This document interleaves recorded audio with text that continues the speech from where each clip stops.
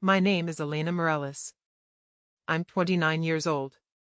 7 days before my wedding, I found out my own mother had secretly cancelled every single vendor behind my back, the venue, the catering, the flowers, even the photographer, and then called my fiancé to tell him I was unstable and marrying me would ruin his life.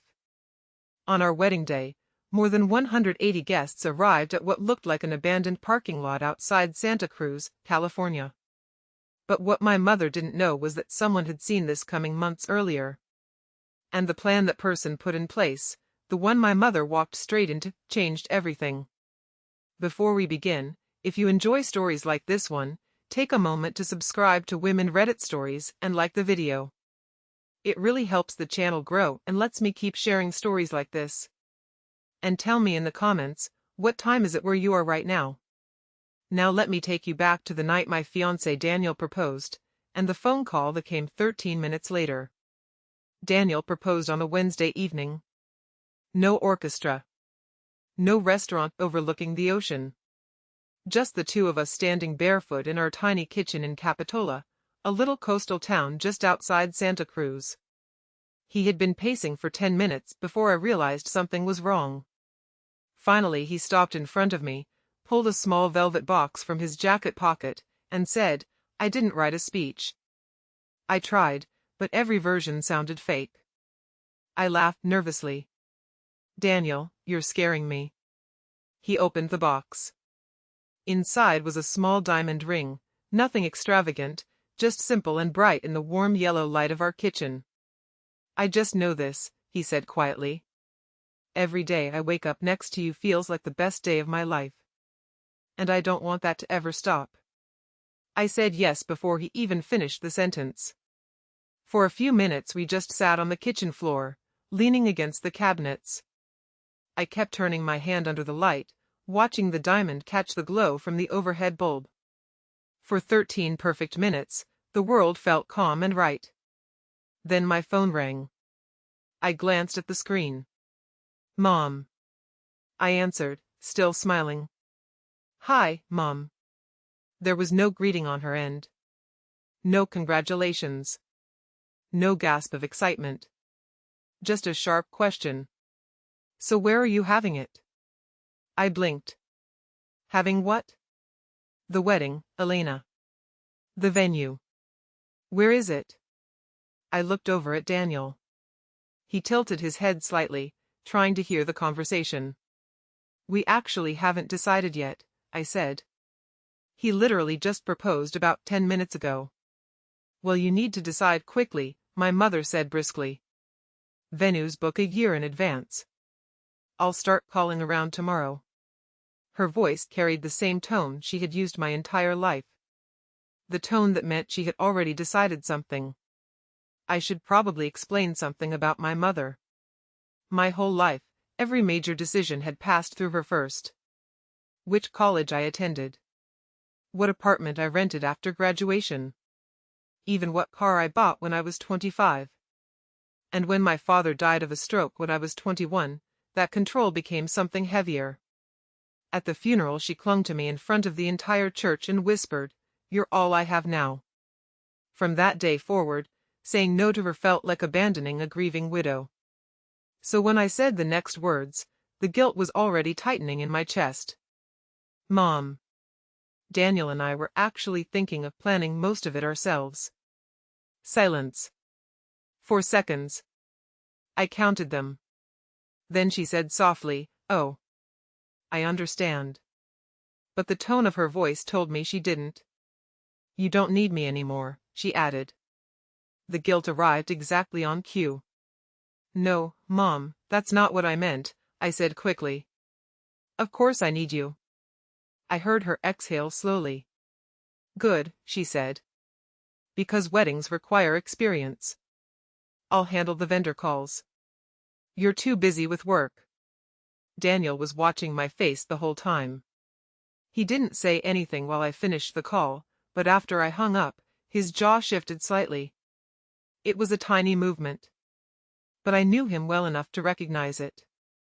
He didn't like something about that conversation. "You okay?" he asked. "Yeah," I said quickly. She just wants to help. He nodded slowly. Okay. At the time, I believed that was the end of it. I didn't know that phone call was the first move in a game my mother had been waiting years to play. 3 months after the engagement, my mother had taken control of nearly every part of the wedding. It happened gradually. The way floodwater rises in a basement, so slowly you don't realize how high it's gotten until your shoes are already soaked. First, she offered to call a few venues since I was busy working long shifts at the veterinary clinic. Then she started attending vendor meetings without telling me. Then one day I discovered she had replaced my phone number with her own on the florist's contact sheet. When I asked about it, she waved it off. It's just easier if they talk to me directly. The changes started small, but they added up. I wanted wildflowers, sunflowers, lavender, bright colors that felt alive. She ordered white lilies. More elegant, she said. I wanted tacos and street-style catering from a small family restaurant Daniel loved. She replaced it with a formal plated dinner. People expect something sophisticated. I wanted Daniel's family seated in the front row at the ceremony. She moved them to the second row so her friends from the church committee could sit closer. When I pushed back, even gently, she cried. Actual tears. Right there in my living room. I'm only trying to make this beautiful for you, she said, dabbing her eyes with a tissue she had already pulled from her purse.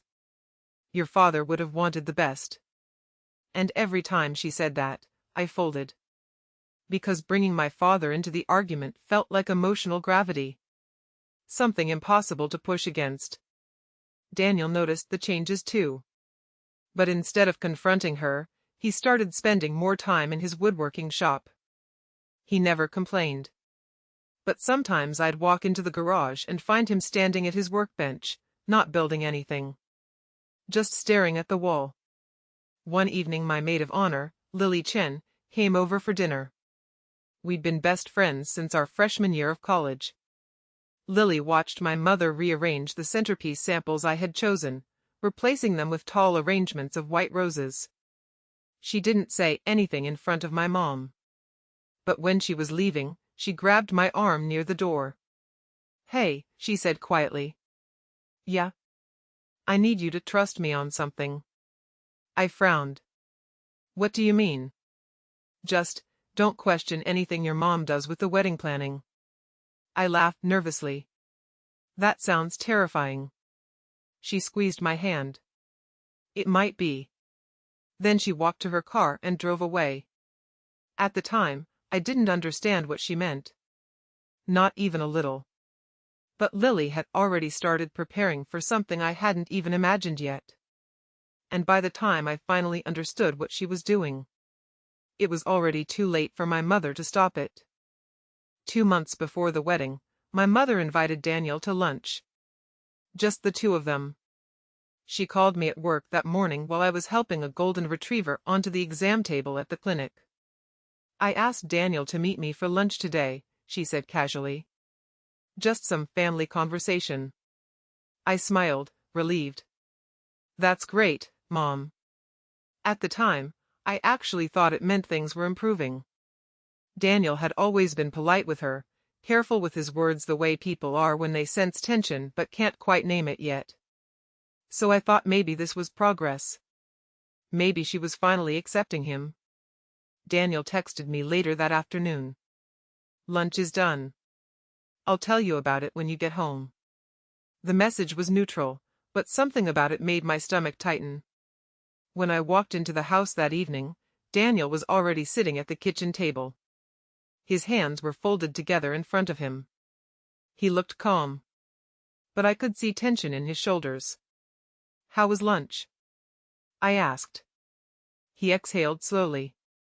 Your mom told me something today. My chest tightened. What? He watched my face carefully. She said you had a breakdown in college. For a moment, the room felt like it tilted sideways. My fingers tightened around the back of the chair. She said you were emotionally unstable. I couldn't speak. Because yes. Technically that had happened.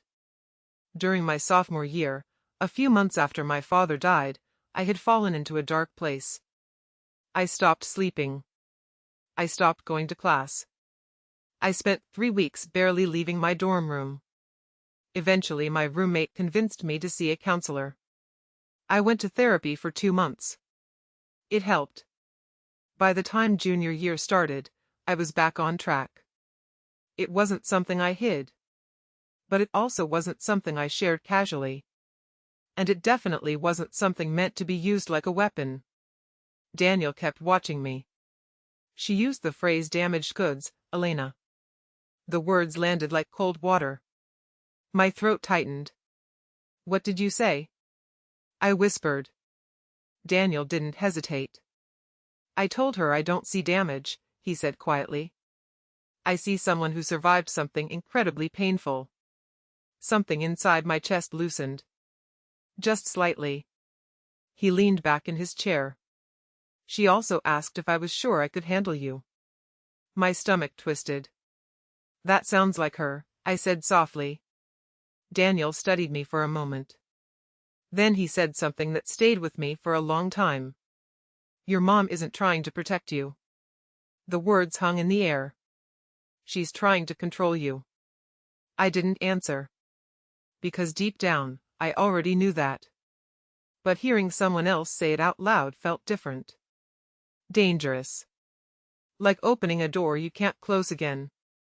That night, 20 minutes after Daniel told me about the lunch, my phone rang. Mom. I already knew why she was calling. Daniel was extremely disrespectful to me today, she said the moment I answered. I closed my eyes. What happened? He's trying to isolate you from your family, she said sharply. That's what men like him do. Men like him? Working-class men, she replied. Carpenters. No ambition. Daniel built furniture. Handmade tables, chairs, cabinets. His pieces were beautiful. But my mother had never considered woodworking a real career. Dad fixed things with his hands, I said quietly. That was different. Why?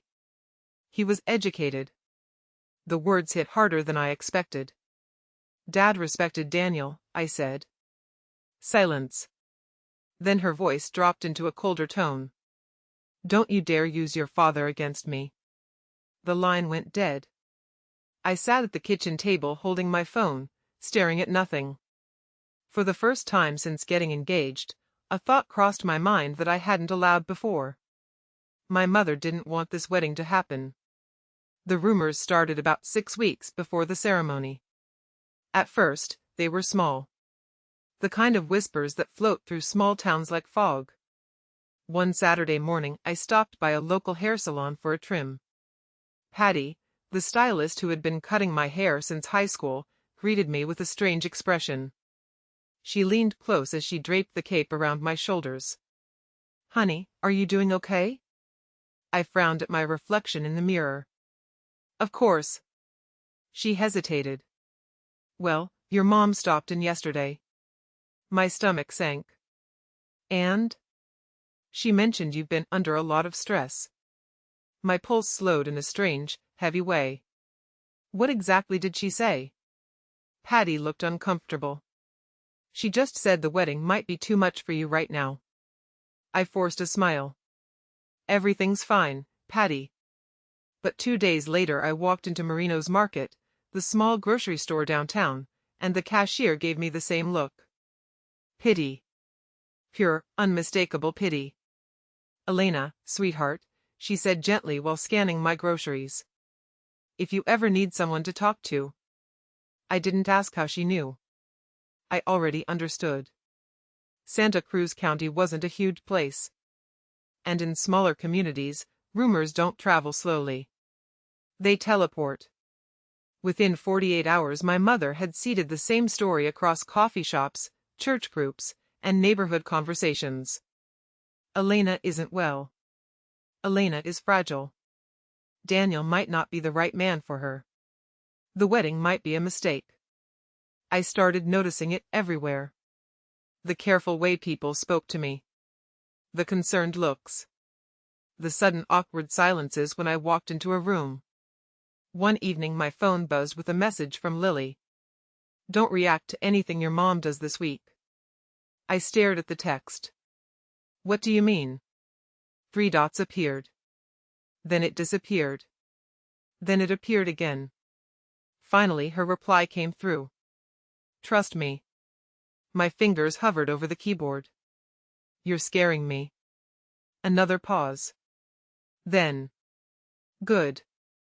Scared means you're paying attention." She didn't explain further. And for reasons I couldn't quite articulate, I didn't press her. But something in my gut told me Lily understood my mother better than I did. And that realization made me uneasy. 5 weeks before the wedding, my mother made a phone call that changed everything. But I didn't hear about it from her. I heard about it from Daniel's mother. Daniel came into the house one Saturday morning holding his phone. "My mom wants to talk to both of us," he said. He put the call on the speaker. His mother's voice came through the phone, tight with concern. "Daniel. I just got off the phone with Elena's mother." My stomach dropped instantly. "And?" Daniel asked.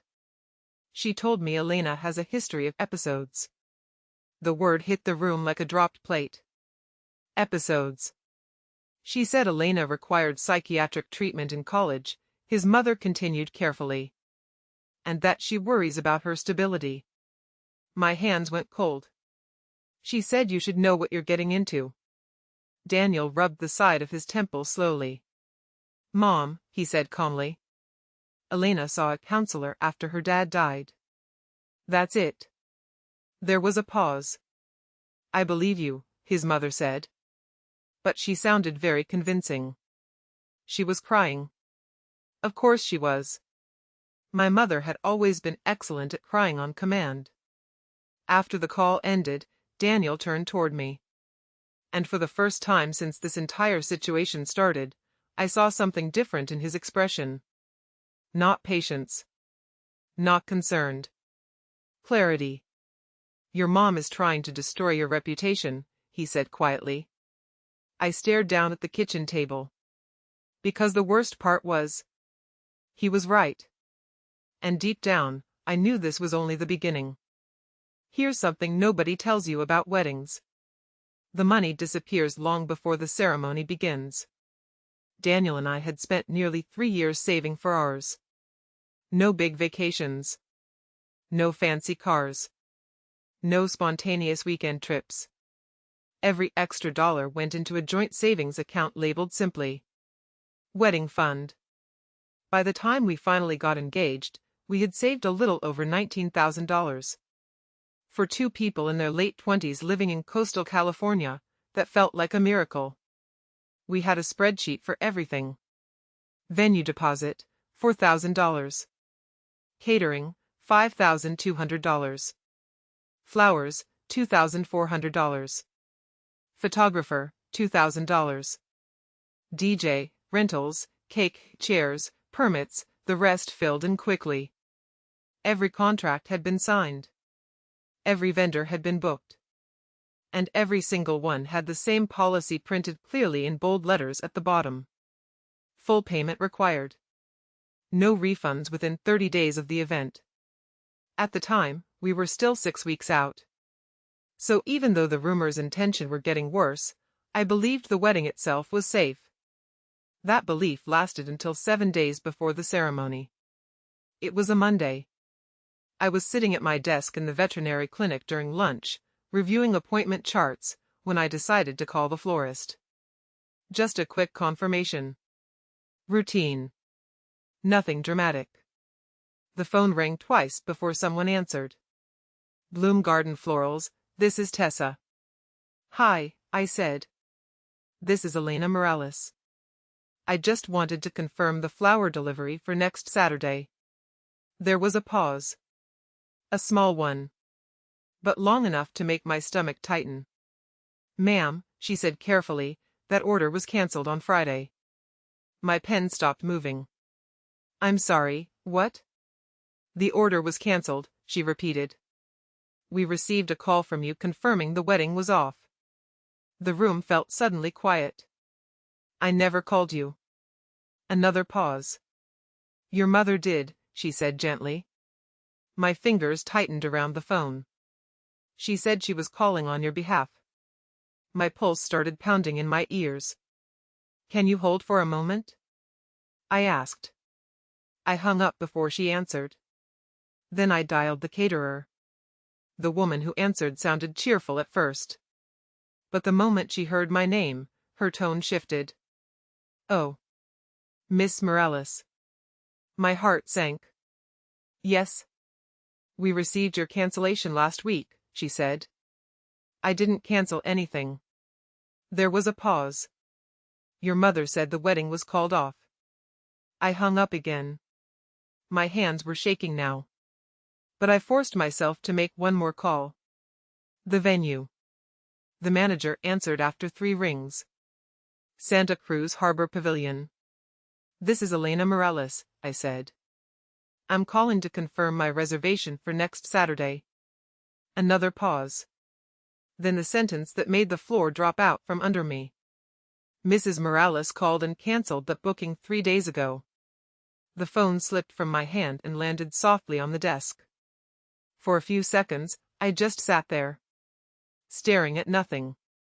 The fluorescent lights above my desk buzzed faintly.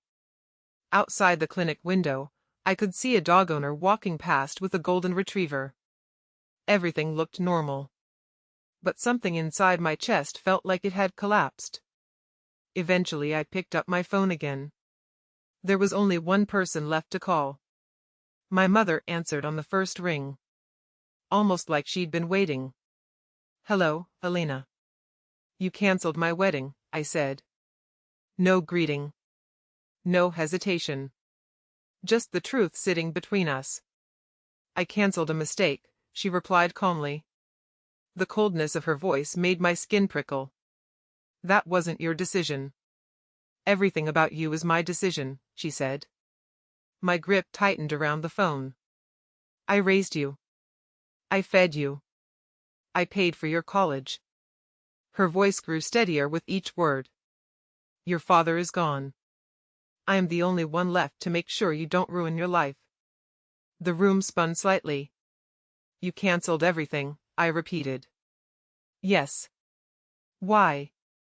She sighed like I had asked something obvious. Because this wedding should never happen. A quiet anger began to spread through my chest. Slow. Cold. Different from the guilt I had lived with for years. This is my life, I said. And I am your mother, she snapped. The silence that followed felt enormous. Then she delivered the sentence I would never forget. This wedding was mine to give, she said. And mine to take away. Something inside me shifted. Not a dramatic explosion. Not rage. Just a quiet internal click. Like a lock opening. No, I said calmly. It isn't. And then I hung up. My hands were still shaking. But my voice had been steady. And that surprised me more than anything my mother had said. I don't remember driving home. I only remember the kitchen floor. The tile felt cold through my jeans as I sat with my back against the dishwasher. My purse was still on my shoulder. My keys still in my hand. The sunlight through the window had shifted into a pale orange rectangle on the wall. I sat there for nearly an hour. Not crying. Not moving. Just breathing. Daniel found me like that when he came in from the workshop. There was sawdust on his forearms. He stopped in the doorway. Looked at me. And immediately understood something was wrong. He didn't ask questions right away. He just walked over and sat on the floor beside me. Our shoulders touched. 10 minutes passed. Maybe 15. The refrigerator hummed quietly. Finally I spoke. She cancelled everything. Daniel didn't move. When? 3 days ago. Another quiet moment. Then he asked the most important question. Did you cancel anything? No. He nodded once. Then he reached over and took my hand. Okay, he said. 7 days, Daniel, I whispered. No venue. No flowers. No food. He squeezed my hand gently. We'll figure it out. I laughed softly. It sounded hollow. With what money? Our entire wedding fund was tied up in those contracts. Nearly $19,000. Gone. If we walk away now, I said slowly, we lose everything. Daniel stared at the floor for a moment. Then he looked up at me. You won't lose me. The certainty in his voice made something inside my chest tighten. I know, I said. But my mother wants me to fail. The sentence hung in the air. The first time I had ever said it out loud. Daniel stood up slowly and pulled his phone from his pocket. I'm calling Lily. He dialed. She answered immediately. Daniel explained everything in a few sentences. Wedding cancelled. Vendors gone. 7 days left. There was silence on the other end of the line. Then Lily spoke. Don't call any vendors. Daniel frowned. Why? Don't call your mom either. I leaned closer to hear. I need 48 hours, Lily said. Daniel and I looked at each other. 48 hours for what? He asked. But Lily had already hung up. And neither of us knew yet that the plan she had been quietly building for months was finally about to begin. Those 48 hours were the longest 2 days of my life. Not because anything dramatic happened. Because nothing happened. No solutions. No new vendors. No answers. Just silence. Daniel went to work in the shop like normal, sanding and cutting and measuring pieces of oak that would eventually become someone's dining table. I went back to the veterinary clinic and tried to act like my wedding hadn't just been erased from existence. But every quiet moment my mind drifted back to the same thought. 7 days. 7 days until 180 people arrived expecting a wedding that no longer existed. On Tuesday afternoon my phone buzzed with a message from Lily. Still working. Don't talk to your mom. That was it. No explanation. No reassurance. Just those 4 words.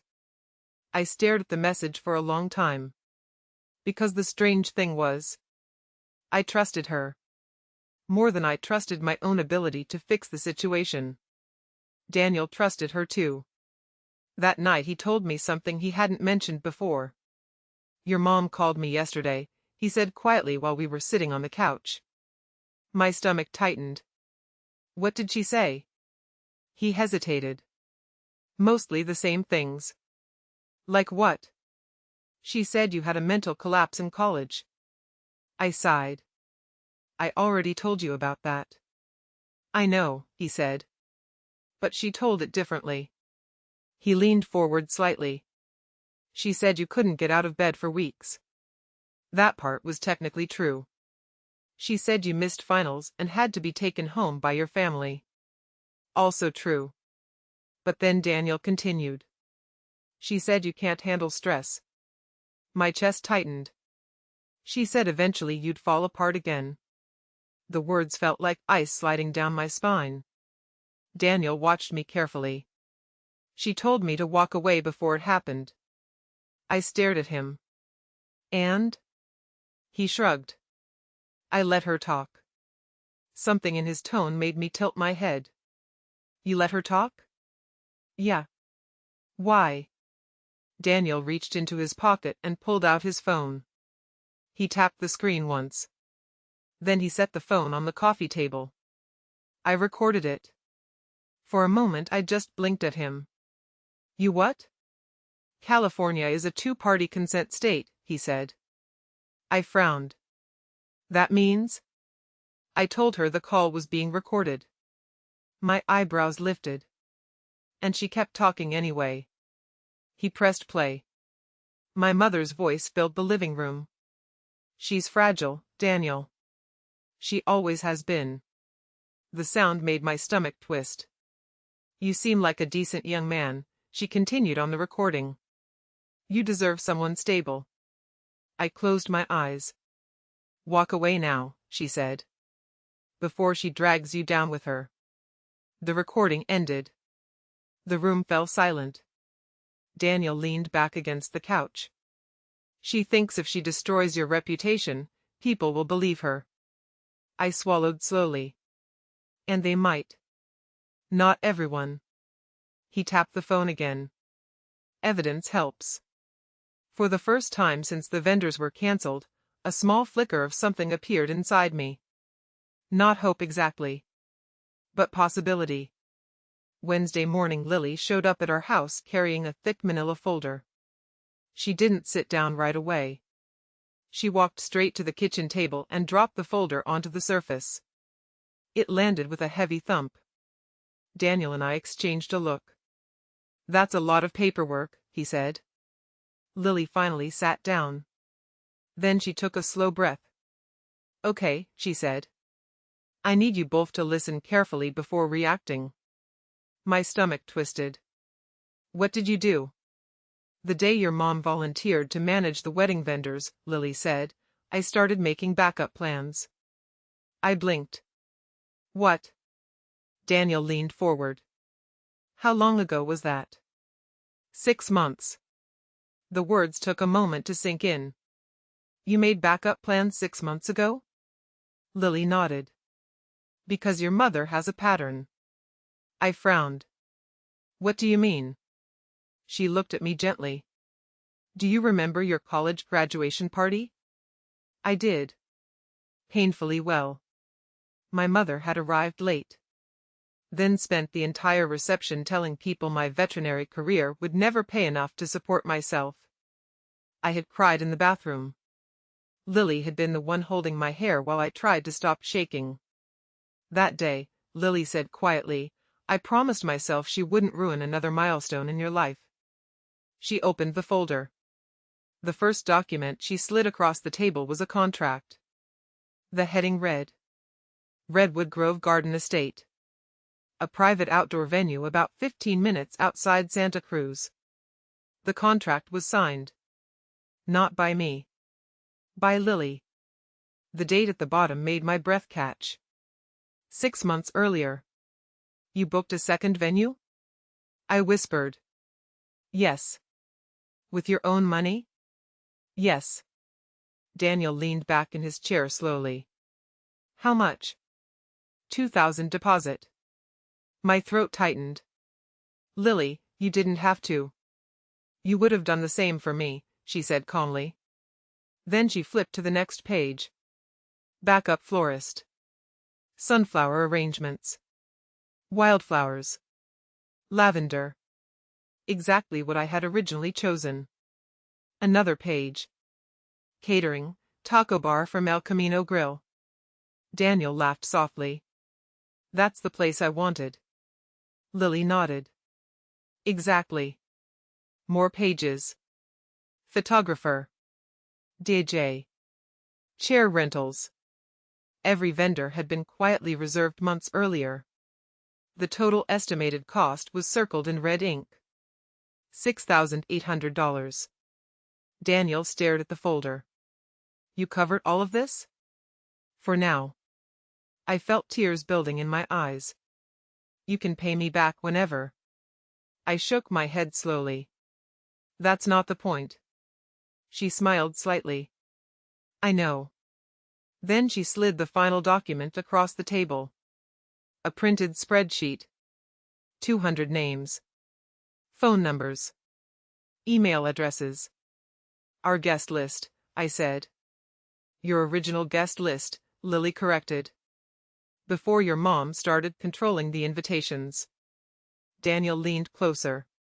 What's the plan? Lily's eyes sparkled with quiet confidence. The morning of the wedding, I'll send a mass text to every guest. My pulse quickened. New venue address, she continued. We'll say the ceremony location has been upgraded.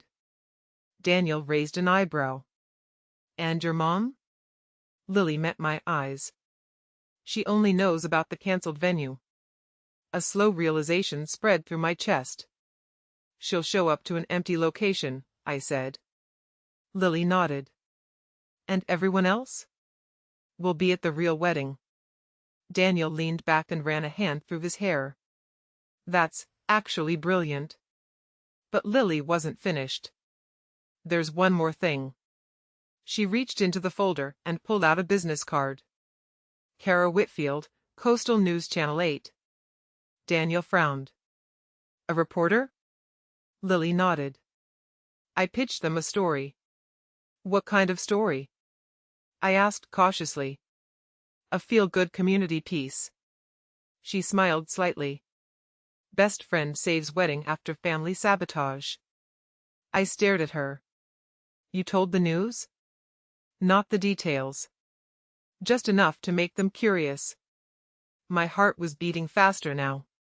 A camera crew meant the story would become public. Permanent. Lily must have seen the hesitation on my face. You don't have to decide about the news crew right now, she said gently. But Elena, your mom already made this public. I thought about the rumors. The phone calls. The Facebook posts implying I was unstable. She told the entire town you're mentally unwell, Lily said quietly. This just shows the truth. Daniel looked at me. What do you want to do? I stared down at the stack of contracts on the table. At the backup venue. The backup flowers. The backup wedding that had been quietly waiting for months. And for the first time in years, I felt something unfamiliar. Control. I looked up at Lily. Let's do it. I didn't sleep much that night.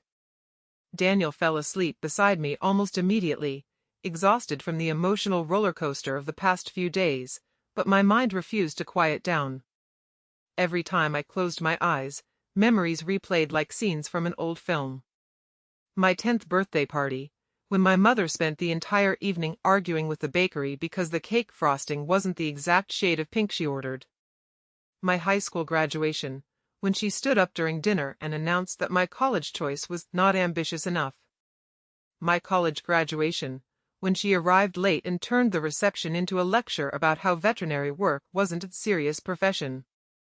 Every major milestone of my life had somehow become a stage for her control. And suddenly, for the first time, I saw the pattern clearly. This wedding wasn't the beginning of her behavior. It was just the largest version of it. Around 6 in the morning, I finally gave up on sleep and walked into the kitchen. Daniel was already there, leaning against the counter with a cup of coffee.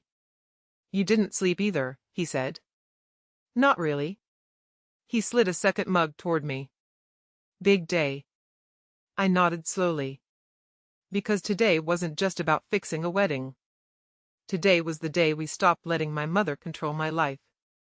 4 days before the wedding. Thursday morning. I was standing in the hallway outside my exam room at the veterinary clinic when I heard a familiar voice at the front desk. My stomach dropped immediately. I'm here to check on my daughter. My mother. Her voice carried down the hallway, loud enough for every open office door to hear. She's been under a lot of emotional strain lately, she continued. I'm worried she might be having another episode. My chest tightened. Several heads turned. Dr. Patel stepped out of his office. The receptionist froze with a clipboard in her hands.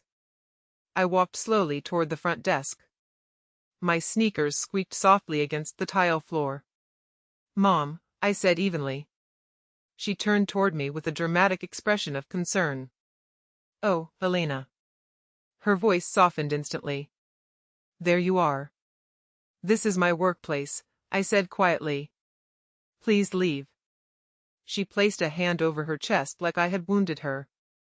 I'm just trying to make sure you're okay. My coworkers were watching now. Patients in the waiting room had stopped flipping through magazines. Everyone was listening. You're under a lot of pressure, she continued loudly. I'm worried you might. Mom. I kept my voice steady. Please leave. The receptionist finally stepped forward. Ma'am, she said gently but firmly. I'm going to have to ask you to step outside.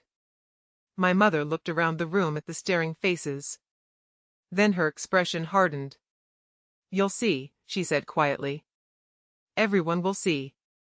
She turned and walked out the front door. The clinic slowly exhaled. People returned to their work. But the damage had been done. A hand touched my elbow. It was Dr. Patel's wife, Mrs. Patel, who helped manage the front office. She leaned closer and whispered softly, "Honey, my mother was the same way." I blinked. She squeezed my arm gently. "Don't let her win." 5 simple words. But they steadied something inside me that had been shaking for years. 2 days before the wedding, Friday evening, Daniel's family hosted a small rehearsal dinner at his parents' house. It was meant to be simple. About 30 people. Just close friends and family.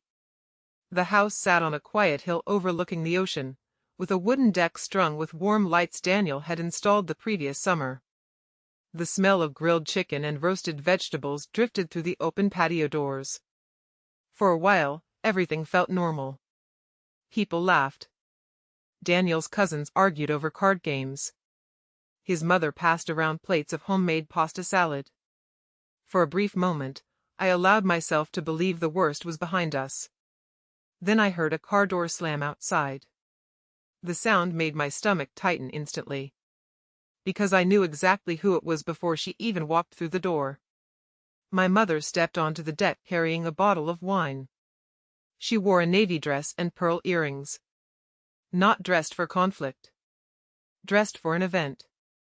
Like she expected to be welcomed. Daniel's mother froze near the kitchen doorway. "Diane," she said cautiously. "We weren't expecting." "I'm the bride's mother," my mom said smoothly. "I believe that means I'm invited." She walked inside without waiting for permission. The entire room fell silent. 30 conversations stopped mid-sentence. My mother placed the wine bottle on the table and poured herself a glass. Then she raised it slightly. "I'd like to make a toast." No one moved. That was always her strategy. Confidence. If she acted like she belonged somewhere, people usually didn't challenge her. "I just hope Daniel understands what he's signing up for," she continued. A ripple of discomfort moved through the room. This marriage lasts longer than Elena's attention span.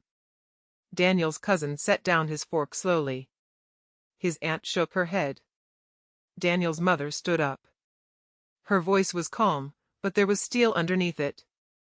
"That's enough." My mother sipped her wine. "I'm just being honest." She set the glass down. Then she looked directly at Daniel. "You seem like a nice young man." Her tone sharpened. "But you deserve someone stable." Daniel didn't respond. Instead, his mother stepped forward. "You need to leave." The firmness in her voice surprised everyone. My mother glanced around the room. For the first time that evening, she realized something important. No one was on her side. Not one person. Her smile tightened slightly. Then she picked up her purse. "I said what I said." And she walked out. The screen door slammed behind her. The silence that followed lasted several long seconds. Then Daniel's mother walked across the room and wrapped her arms around me. "I'm sorry," she whispered. "I should have trusted you sooner." Her voice softened. "You're family now."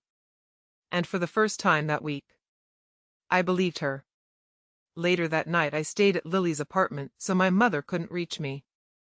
We sat on her couch drinking chamomile tea. My phone buzzed. A message from one of my coworkers. Attached was a screenshot. My mother's Facebook page. The post read, "Please pray for my daughter. She's rushing into a marriage against medical advice. I've done everything I can as her mother." My hands began to shake. "There is no medical advice," I whispered. "She made it up." Lily read the post silently. Then she locked my phone and placed it face down on the table. "Don't respond. 800 people follow her," I said. I know. She just told the entire town I'm mentally unstable. Lily's voice stayed calm. Tomorrow, she said. The truth will speak for itself. I lay in the guest bedroom that night staring at the ceiling fan turning slowly above me. The fear I had felt all week was gone. In its place was something else. Clarity. Tomorrow wasn't going to be a disaster. Tomorrow was going to be the day my mother finally realized she couldn't control my life anymore. And she was about to walk straight into the moment she created. Saturday morning. Wedding day. 6:02 a.m. I woke up in Lily's guest room to the sound of her already on the phone. Yes, ma'am, she said calmly from the living room. The venue has been upgraded. New address is Redwood Grove Garden Estate, 118, Canyon Ridge Road. Ceremony starts at 3. I sat up slowly. My heart was already beating faster.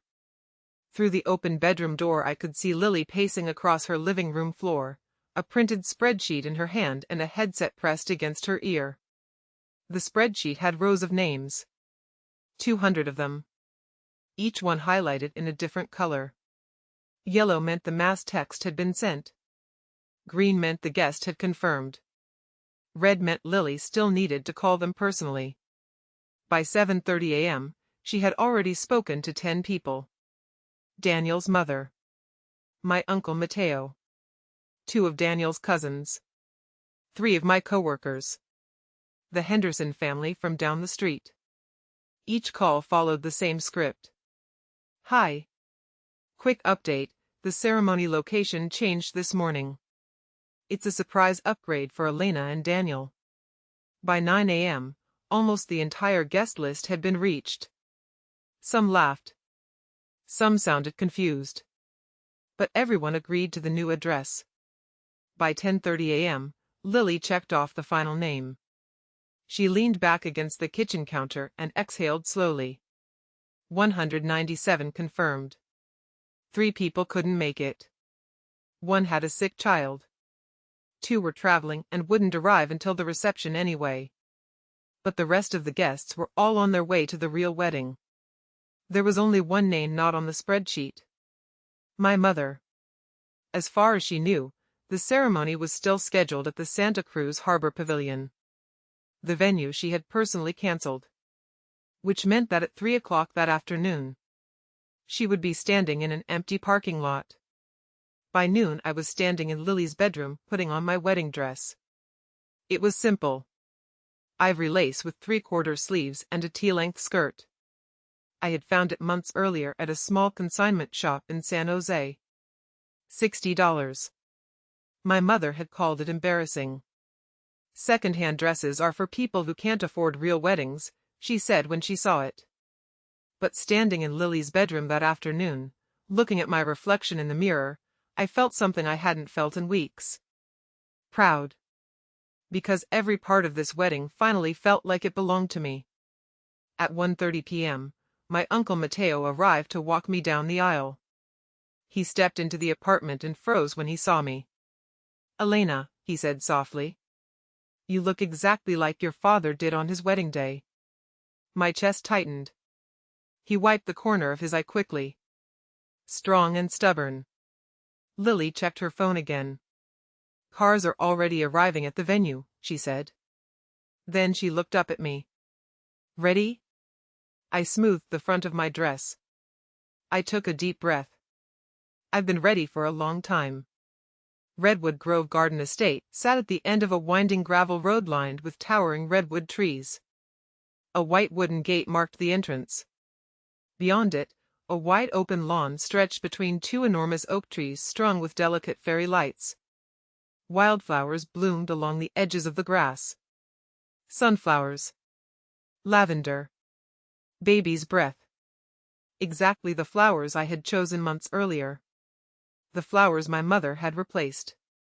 Daniel had already arrived. He stood near the small wooden arch at the end of the aisle. His suit jacket was off, sleeves rolled slightly, and his hands were clasped nervously in front of him. And the chairs lining the aisle. My breath caught when I saw them. They were handmade. Every single one. Daniel had built them himself over the past year in his workshop. Weekend after weekend. I had thought he was just filling orders for customers. But he had secretly been building our wedding furniture.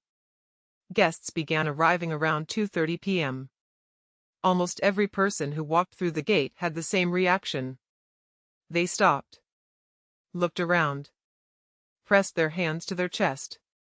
"This is beautiful," someone whispered. Daniel's mother found me near the arch and wrapped her arms around me tightly. "This is exactly what your wedding should look like." Near the far edge of the garden, a small barbecue smoker was already going.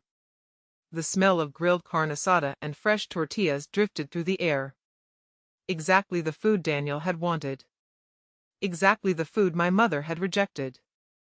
Lily walked up beside me quietly. "They're here," she said softly. I glanced toward the entrance. A small news van had just parked near the gate. A camerawoman stepped out, followed by a reporter holding a microphone. Kara Whitfield. The reporter Lily had contacted. They stayed off to the side, setting up quietly. Filming small moments. Guests arriving. Children running across the grass. Daniel greeting his cousins. At 2:58 p.m., Uncle Mateo took my arm at the end of the aisle. "Slow steps," he whispered. The guitar music started softly under the oak trees. A simple acoustic version of the song Daniel and I danced to on our first date. 200 faces turned toward me. Some were smiling. Some were already crying. Daniel looked up. The moment our eyes met, everything else faded. The rumors. The sabotage. The fear. All of it disappeared. Because the man standing at the end of the aisle looked at me like nothing else in the world mattered. Uncle Mateo placed my hand in Daniel's. "Take care of her," he said. Daniel nodded. "Yes, sir." The officiant kept the ceremony simple. Short readings. No speeches. Just vows. Daniel went first. His voice cracked once on the word home. When it was my turn, I didn't read from the paper in my hand. Instead, I looked straight at him. "I choose you," I said quietly. "Not because I need someone to save me, but because I finally understand I deserve to be loved without conditions." The garden fell completely silent. Then the officiant smiled. "By the power vested in me." When Daniel kissed me, the entire crowd erupted into applause. And somewhere 12 minutes away, an empty parking lot waited quietly under the afternoon sun. I didn't learn what happened there until later. But by 3:05 p.m., my mother had already arrived at the harbor pavilion. She stepped out of her silver sedan wearing a navy dress and pearl earrings. Perfectly styled. Perfectly composed. She expected chaos. She expected to see confused guests standing around wondering where the wedding was. She expected to watch my humiliation. Instead, she found nothing. No chairs. No flowers. No tents. No guests. Just an empty lot. And silence. At first she probably thought she was early. Then she started making phone calls. She called me. Voicemail. She called Lily. Voicemail. She called Daniel. Voicemail. One by one she dialed every number she could think of. 7 calls. 8. 9. No one answered. Because everyone who mattered was already at the real wedding. And my mother was standing completely alone in the disaster she had created. But the worst moment for her was still coming. Because 20 minutes later, someone finally answered her call and told her where the wedding really was. The person who finally answered my mother's call was Daniel's great-aunt Rosa. She was 76 years old, half-deaf in one ear, and notoriously bad at keeping secrets. My mother had called her out of desperation. And Aunt Rosa, thinking she was being helpful, said the one sentence that changed everything. "Oh honey, didn't you get the message? she said over the phone. The wedding's at Redwood Grove Garden Estate now. Beautiful place out on Canyon Ridge Road. My mother hung up without saying goodbye. 20 minutes later, her silver sedan came flying down the gravel road leading to the garden venue. Several guests told me afterward that they saw the car pull up fast enough to send dust spiraling into the air. She parked near the white gate. The music from the reception was already drifting across the lawn. Laughter. Glasses clinking. The smell of barbecue and fresh tortillas. Everything she had tried to erase was alive and thriving on the other side of that gate. She stepped out of the car. Her heels sank slightly into the gravel as she walked toward the entrance. Standing at the gate was Marcus, one of Daniel's closest friends. 6'2". Broad shoulders. Calm expression. And in his hands, a clipboard. Lily had thought of everything. Marcus smiled politely as my mother approached. "Good afternoon, ma'am." She straightened her posture. "I'm the bride's mother." Marcus glanced down at the clipboard. "May I see your invitation?" "My invitation," she repeated sharply. "Yes, ma'am." Her voice tightened. "I gave birth to the bride." Marcus nodded calmly. "I understand." He looked back down at the guest list. He scanned it slowly. Then he looked back up. "I'm sorry, ma'am. Your name isn't on the list." The words landed like a stone. For a moment my mother just stared at him. There must be a mistake. Marcus checked the list again. Carefully. Then he shook his head. No mistake. Through the gate she could see everything.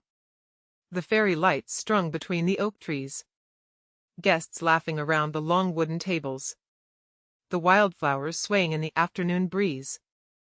And on the dance floor, Daniel and me. Newly married. Happy.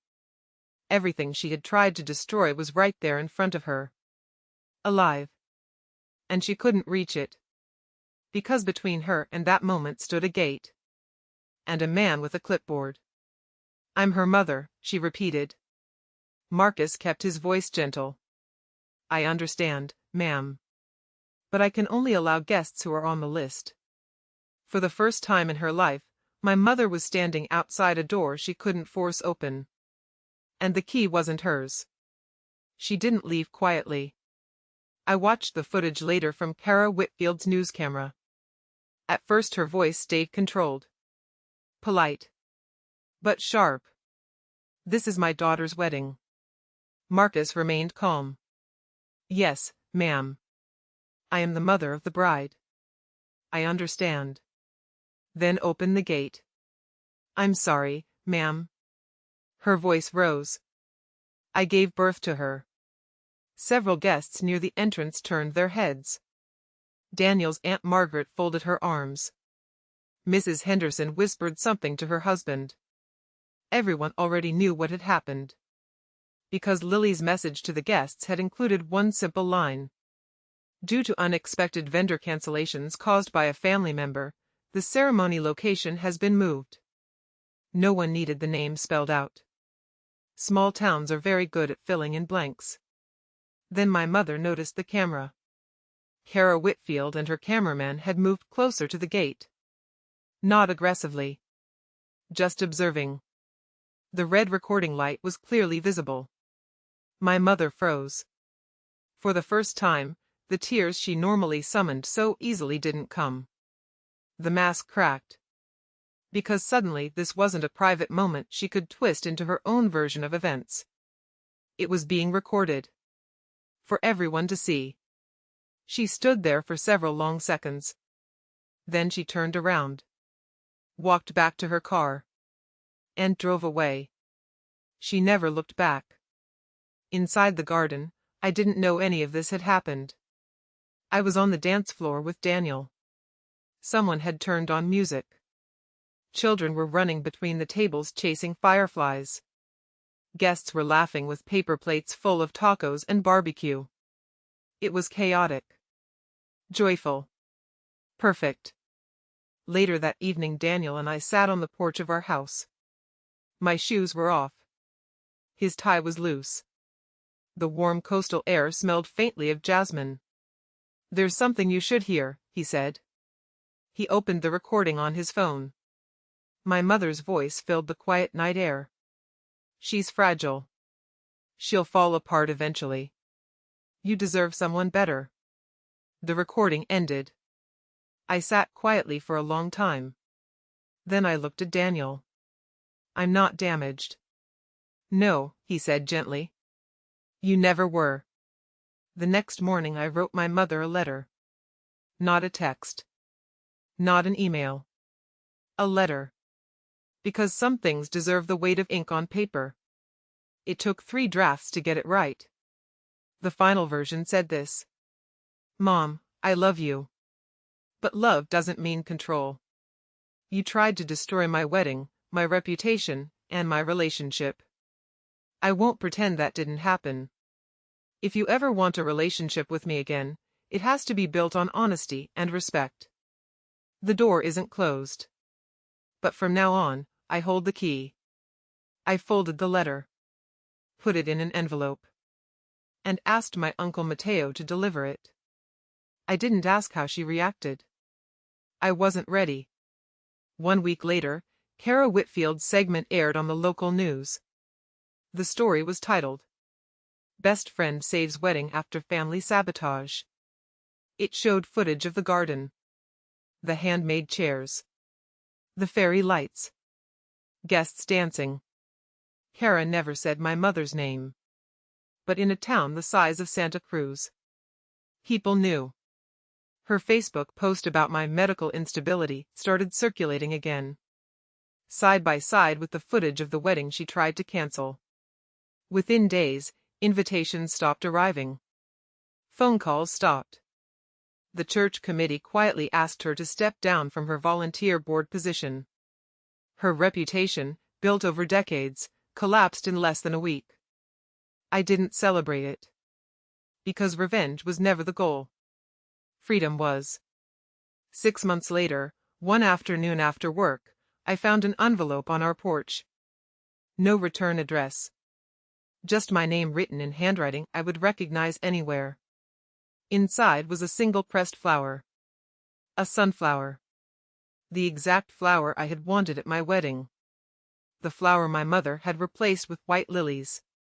I held it for a long time. I didn't know if it was an apology, or simply regret. Maybe one day I'll ask. But for now, it sits on our bookshelf next to our wedding photo. Daniel and I standing under the oak trees. Fairy lights glowing behind us. Wildflowers everywhere. My name is Elena Morales Rivera now. I'm 30 years old. And for the first time in my life belongs to me. If this story meant something to you, make sure you subscribe to Women Reddit Stories and like the video so you don't miss the next one. And tell me something in the comments. If someone tried to control your life the way my mother tried to control mine, what would you do? Because sometimes the strongest thing you can do is simply refuse to let someone else write your story.